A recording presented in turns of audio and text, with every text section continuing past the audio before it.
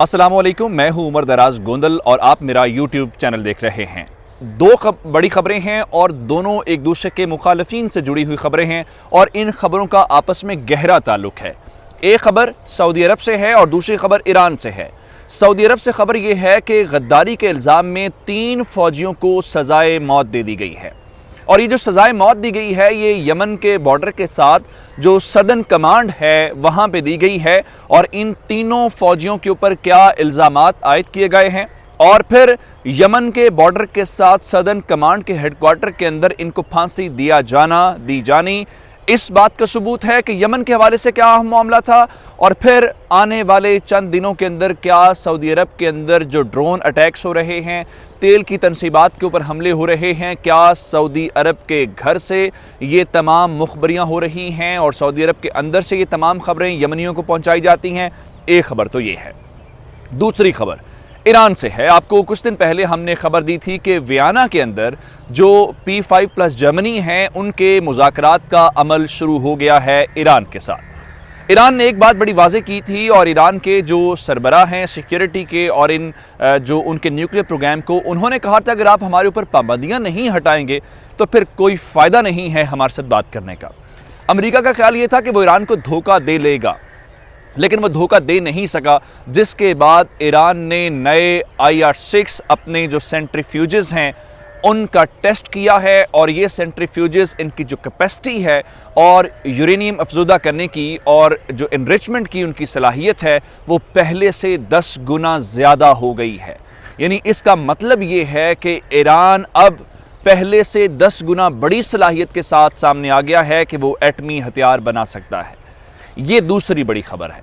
इसके मुतालिक हम आपको तफसीलात से आगाह करने वाले हैं, लेकिन उससे पहले आपसे गुजारिश करेंगे कि हमारा यूट्यूब चैनल सब्सक्राइब कर लीजिए और बेल आइकॉन के ऊपर क्लिक भी कर लीजिए ताकि आइंदा आने वाली हमारी जो वीडियोज़ हैं वो आप तक पहुँचती रहें। आगाज़ करते हैं सऊदी अरब की खबर के साथ। कई साल हो गए हैं, तकरीबन 6-7 साल का अरसा, जिसके अंदर कोशिश सऊदी अरब ये कर रहा था कि यमन के ऊपर जो उसने धावा बोला है वहाँ के ऊपर वो कब्ज़ा कर ले और दुनिया के सामने धाक बिठा दे कि उसके पास सिर्फ पैसा ही नहीं है बल्कि उसके पास फ़ौजी लिहाज से वो सलाहियत है कि वो दुनिया की नई सुपर पावर बन सकता है और ईरान तो उसके मुकाबले में कुछ भी नहीं है। और ईरान को और मशरक़ वुस्ता को काबू करने के लिए और इस्लामी दुनिया का सरबराह होने के नाते से सऊदी अरब के ऊपर तो कोई क्वेश्चन नहीं हो सकता। मोहम्मद बिन सलमान ने जो बचगाना हरकत की है, बजाय इसके कि सऊदी अरब का कद बढ़ता, सऊदी अरब ज़्यादा एम्बैरस हुआ है। सऊदी अरब के लिए शर्मिंदगी का मकाम पैदा हुआ है और सऊदी अरब इस वक्त ज़्यादा दबाव के अंदर है, जिसके बाद अब उसके अपने फ़ौजियों में मायूसी का जो उनसर है वो बहुत नुमायाँ है। वो मायूसी किस तरह से है? इस जंग से वो नताइज हासिल नहीं हो रहे जो सऊदी अरब चाहता था। आलमी दुनिया के ऊपर रुसवाई है और बादशाहत के ऊपर बहुत सारे इल्ज़ामात आ रहे हैं। ईरान घर तक पहुंच चुका है, ईरान काबू नहीं आ रहा और जो हौसी बागी हैं वो अब बजाय इसके कि यमन तक महदूद रहते, वो यमन से निकलते हुए सऊदी अरब के घर में पहुंच गए।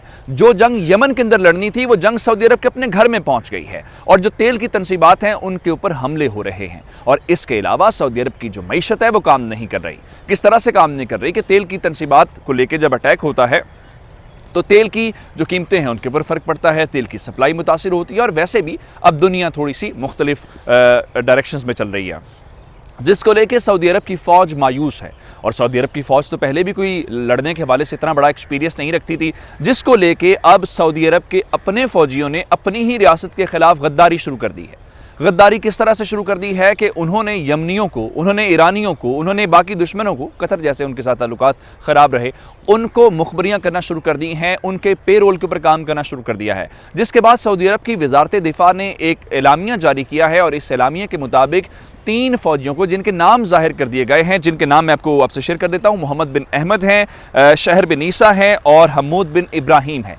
इन 3 फौजियों को जिनके मुतालिक वज़ारत दिफा ने आगाह किया है, इन्होंने इनके ऊपर जो इल्ज़ामात लगाए गए हैं कि इन्होंने मुमलिकत के जो दुश्मन हैं उनके साथ ताउन किया है और ताउन इस तरीके से किया है कि इससे सऊदी अरब के मफादात को नुकसान पहुंचा है। जिसके बाद इनको अदालत के अंदर इनका ट्रायल किया गया है और संगीन गद्दारी के इल्ज़ामात इनके ऊपर साबित हुए हैं और अब इनको बाकायदा तौर पे सज़ा, यानी इनकी सज़ा के ऊपर अमल दरामद हो गया है। अदालत के फैसले के बाद एक शाही हुक्मनामे के ज़रिए इन तीनों फौजियों को लटका दिया गया है। गो के लटका तो दिया गया है और सऊदी अरब के अंदर फांसी एक मामूल का अमल है, लेकिन ये फ़ौजियों की इस तरह से गद्दारी सामने आना और फ़ौजियों का तनाज़ा और फिर इनको सदर्न कमांड के अंदर जहाँ पे एग्जीक्यूट किया गया है या इनको जो फांसी की सज़ा दी गई है, ये वो इलाका है जो यमन के बॉर्डर के साथ मुल्हिका है। इससे आपको डॉट्स मिलते नज़र आते हैं, आपको समझ आ जाती है कि ये कहानी कहाँ पे शुरू हुई होगी या कहाँ पे ये सारे का सारा तनाज़ा जो है बना या किस मुल्क को लेके उन्होंने कुछ इन्फॉर्मेशन दी है या अंदर की खबर पहुँचाई है जिसकी वजह से सऊदी अरब को नुकसान हुआ है। ये तो मामला है सऊदी अरब का लेके और सऊदी अरब के अंदर मुसलसल जो है टैक्स है वो रुक नहीं रहे, इसी वजह से रुक नहीं रहे। अब आ जाते हैं अगले मामले के ऊपर, जो ईरान का मामला है। ईरान के मामले को लेके वहाँ पे कुछ मुज़ाकरात की एक उम्मीद पैदा हुई और तवक्को ये थी कि जो बाइडन के आने के बाद अब शायद अमेरिका और ईरान के ताल्लुकात बेहतर हो जाएंगे, क्योंकि जो बाइडन अपनी इलेक्शन कैंपेन के जरिए कहते रहे हैं कि वो ईरान के साथ वो मुआहदा जो बराक ओबामा के दौर में हुआ था उसको दोबारा से बहाल करना चाहते हैं, जो कि ट्रंप ने एकतरफा तौर पर ख़त्म कर दिया था। लेकिन अब उसके आने के बाद वो ईरान के ऊपर पाबंदियाँ तो नहीं हटा रहे थे, लेकिन ये ज़रूर कह रहे थे कि ईरान इस मुआहदे के अंदर आ जाए, और ईरान भी बच्चा तो नहीं है। उसके पीछे हुआ क्या? इसके पीछे ईरान की सऊदी अरब की ख्वाहिश थी और इसके अलावा इसराइल की ख्वाहिश थी। इस सारी कहानी को लेके पेंटागन के जो चीफ हैं उनको तल अबीब पहुंचाया गया है, वो इसराइल पहुंचे हैं उनको हौसला देने के लिए। लेकिन ईरान ने सऊदी अरब को, इसराइल को, अमेरिका को, जितने मुखालफीन हैं उनको उससे बड़ा सरप्राइज दिया है। उन्होंने क्या किया? उन्होंने हफ्ते के रोज़ जो IR-6 सेंट्रीफ्यूजेस हैं इसको लेके और दीगर बहुत सारी जो टेक्नोलॉजीज़ हैं उनको सामने ले आए हसन रूहानी जो ईरान के सदर हैं, और इस सारी की सारी जो नशरियात हैं ये टीवी के ऊपर बराह रास्त दिखाई गई हैं और पूरे ईरान ने देखा है। हम आपके सामने रखते हैं कि ईरान ने ऐसा क्यों किया है, क्योंकि वियना के अंदर जो बातचीत हुई है उसके कोई मस्बत नताइज सामने नहीं आई। फिर जो मोहसिन फ़खरीज़ादा थे जो ईरान के प्रोग्राम के सरबराह थे उनको इसराइल ने मारा और इनका ख्याल ये था कि प्रोग्राम ख़त्म हो गया। अब ऐसे वक्त में जब आपके मुज़ाकरात हो रहे हैं, आप उन सेंट्रीफ्यूजेस का जो नया टेस्ट कर रहे हैं, इसका मतलब क्या है? इसका मतलब ये है कि वो इन लोगों को ये एहसास दिलाने की कोशिश कर रहे हैं या ये पैगाम कन्वे कर रहे हैं कि आप अगर हमें दबाने की कोशिश करेंगे या आपका ख्याल ये है कि हमारा एटमी प्रोग्राम रोल बैक हो गया तो आप गलत फहमी के अंदर हैं। अब ये जो नए IR-6 सेंट्रीफ्यूजेस हैं इनकी तादाद जो है 164 है। अस्फहान जहाँ पे इनका सबसे बड़ा मरकज़ है इनके न्यूक्लियर प्रोग्राम का, वहाँ पे इन 164 सेंट्रीफ्यूजेस का एक टेस्ट रन जो है वो किया गया है और इनको गैस की फराहमी का आगाज़ कर दिया गया है आज जो बराह रास्त नशरियात के अंदर दिखाया गया। इसका मतलब ये है कि अब ये वर्किंग में आ गए हैं, ये काम करना शुरू हो गए हैं। इनके काम करने से होगा क्या? ईरान ने जो ज़ाहिरन कहा है, ईरान ने कहा है कि वो जो सिविलियन मकासद हैं जैसे एनर्जी के हैं, दीगर मकासद हैं, उनके लिए इनका इस्तेमाल कर रहा है। और इनकी जो यूरेनियम अफसुदा करने की सलाहियत है, इनरिचमेंट की जो सलाहियत है, वो जो पहली टेक्नोलॉजी ईरान इस्तेमाल कर रहा था उससे 10 गुना ज़्यादा है। अब इसको ये कहिए कि जो पहली टेक्नोलॉजी थी उसके मुताबिक अमेरिका, इसराइल, सऊदी अरब इतने परेशान थे, अगर उससे 10 गुना ज़्यादा सलाहियत उनके पास आ गई है और वो यूरेनियम को इनरिच कर सकते हैं, तो इसका मतलब ये है कि अब ईरान पहले से ज़्यादा ऑफेंसिव और पहले से ज़्यादा जारहाना अंदाज में अपने न्यूक्लियर प्रोग्राम को आगे बढ़ाने वाला है।